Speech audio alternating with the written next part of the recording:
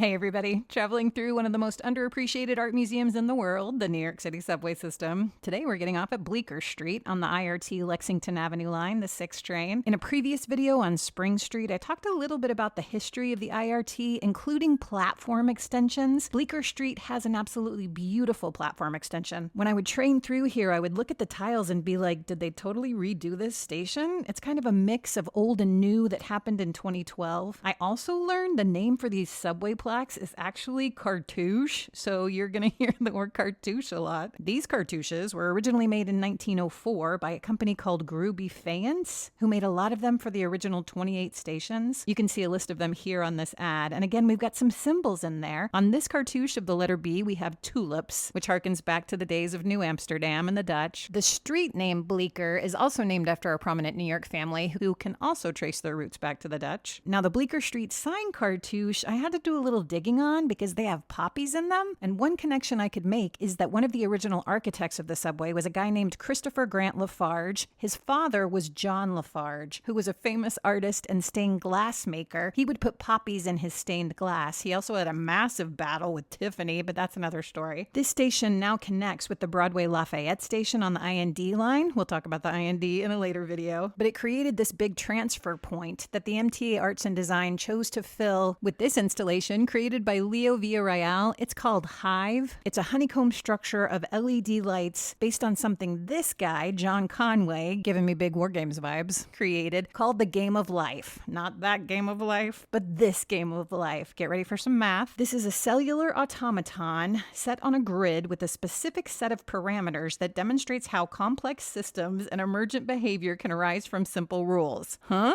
It's basically a zero-player game that can't be predicted by an algorithm. I understand very little of this, but it fills me with joy. It's also Turing complete, which means it can perform any computation that a traditional computer can. So boom, who knew doing deep dives on the subway would teach you about math? Happy accident? Maybe. Go check out that amazing work of art. Go check out those cartouches as you continue your journey through the most underappreciated art museum in the world.